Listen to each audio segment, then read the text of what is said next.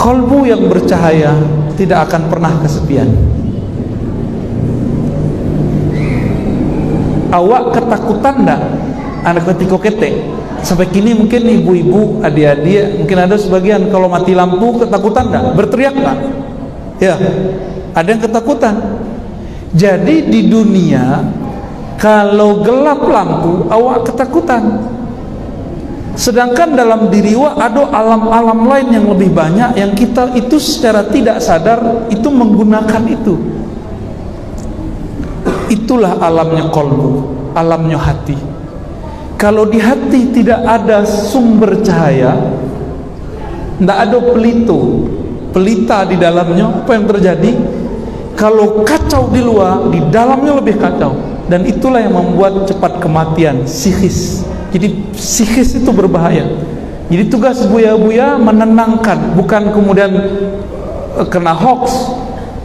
Oh nado karena itu konspirasi. Terserah mau konspirasi, itu barang ado. Ya. Maka Bapak Ibu yang makan Allah, tugas para guru menyelamatkan kolbu umat. Kolbu umat kita selamatkan. Maka Bapak Ibu yang bukan Allah, mari kita selamatkan hati kita. Kolbu itu tempat Allah memandang. Layak tak kolbu kita dipandang? Imam Ghazali memberikan contoh. Awak punya ruang tamu. Tamu godang kadatang. Tamu terhormat kadatang. Pejabat akan datang ke rumah. Tiba ke rumah bertamu. Di rumah sedang ada di kursi itu, ndak usahlah anak awak. Di situ ada kain bertebaran. Kita berasihin ndak? Ya, malu kalau beko dilihat oleh.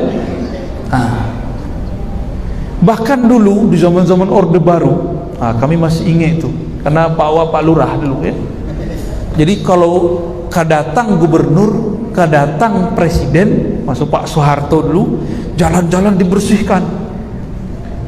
2 bulan sebelum itu ditanam-tanami itu di jalan. Maka ibu-ibu dulu luar biasa di Payakumbuh dulu ya. Rapi itu, banyak bunga-bunga tuh di jalan. Kinilah dihadang deh kaki limo. Semoga diberkahi jolah rezeki tuh. Berarti jalan rezeki ya, jalan aktivitas ekonomi. Kami masih ingat tuh foto-fotonya dan aktivitasnya. Orang menunggu dengan takzim, dengan tawadu, tadarruk ya, padahal itu untuk Allah tuh ya, untuk mendapatkan salam Pak Soeharto. Jalan-jalan dirapikan, khawatir nanti terlihat ada rumput liar oleh Pak Soeharto. Bapak Ibu yang melakukan Allah, kalau kita menghormati pejabat atasan, presiden, pemimpin, lalu menyiapkan jalan yang bagus, khawatir terlihat ada sampah.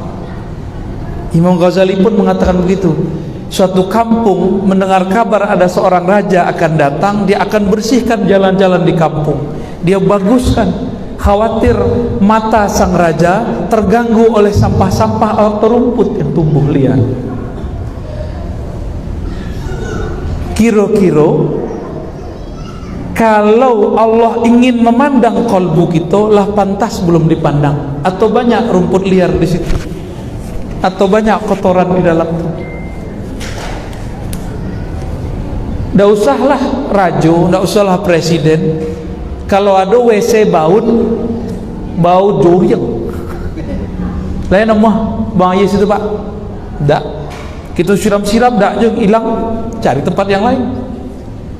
Dan itu kejadiannya banyak kan di masjid-masjid Ahlus Sunnah, pesantren-pesantren Ahlus Sunnah. Masalah juga. Ya. Kita sedang tahan dengan bau itu.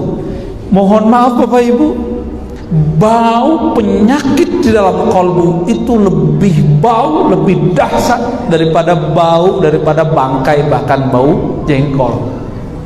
Lebih dahsyat. Malaikat pun tak berani untuk lewat.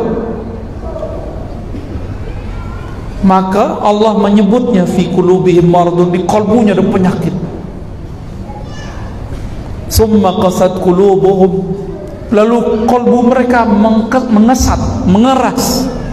Bahaya itu.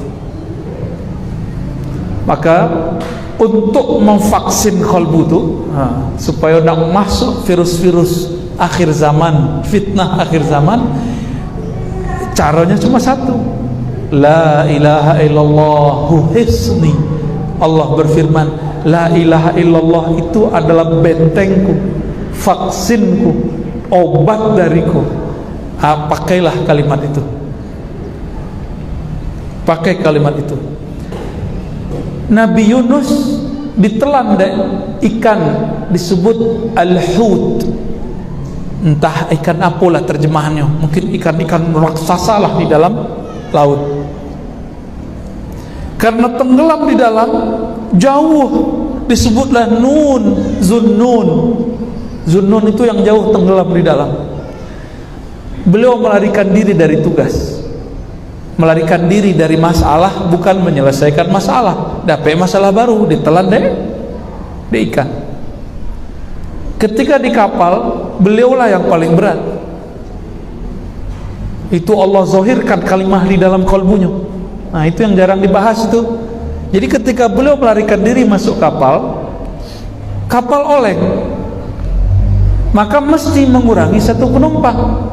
Setiap ditimbang yang gemuk-gemuk, gendut-gendut itu aman. Giliran ditimbang Nabi Yunus, itu kok berat.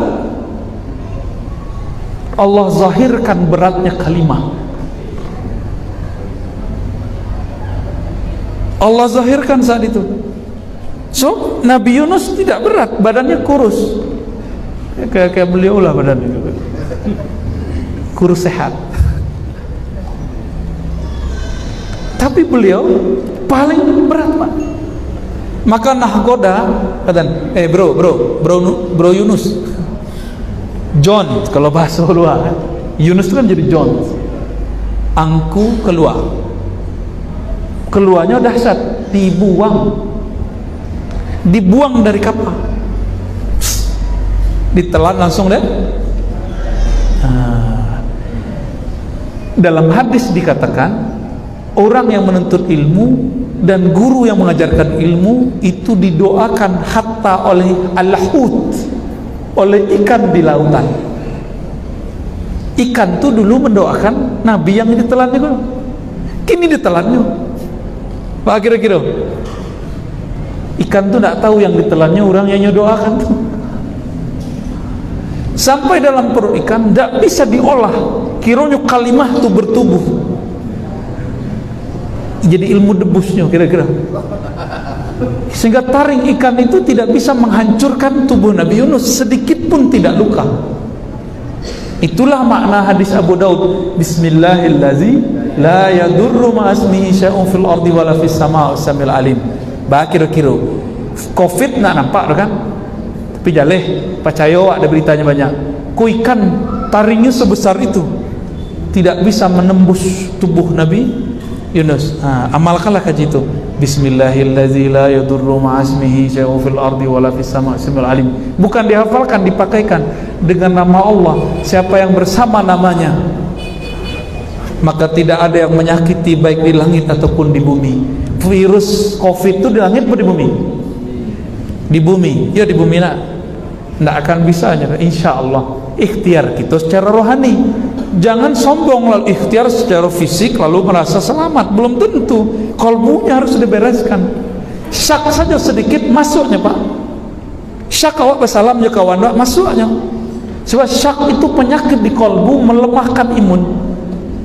Kau pandangan versi sufi, kau tasawuf. Sebab kami pun belajar psikologi, S2, S3 kita belajar psikologi, ilmu nafs. Ilmu nafs itu dulu cabang dari filsafat, tapi sempurnanya ilmu nafs itu dengan ilmu tasawuf. Makanya banyak beberapa peneliti-peneliti psikologi itu datang ke rumah, datang ke ribat kajian kita, sekedar melengkapi, memantapkan teori-teori mereka. Ya, pelajarilah ilmu itu ke ahlinya, nanti imunnya mantap. Awak saya nak mau berubah ke sembarang dokter ya nak, apalagi berguru ke sembarang guru. Bergurulah ke guru yang kalimah itu menyatu dengan dirinya. Itulah yang dikatakan oleh Imam Sanusi di akhir kitab Aqidah Sanusiyah, Aqidah Ahlussunnah. Jika kalimah itu sudah bercampur dengan darah, menyatu dengan daging, Kira-kira kalau dicabutnya dari malaikat maut bah kira-kira. Yo lambe-lambe, pelan-pelan, lembut-lembut. Khawatir belum menyakiti kekasih Allah. Kalaupun mati ya, kalau yo mati jo takdirnya jo corona, matinya husnul khotimah ya. Maka Bapak Ibu, ayo mulai belajar tauhid yang asli, akidah iman yang benar, yang tepat, langsung ke ahlinya belajar latihan zikir. Itulah akidah Ahlus Sunnah yang sebenarnya, itulah imunitas kalbu.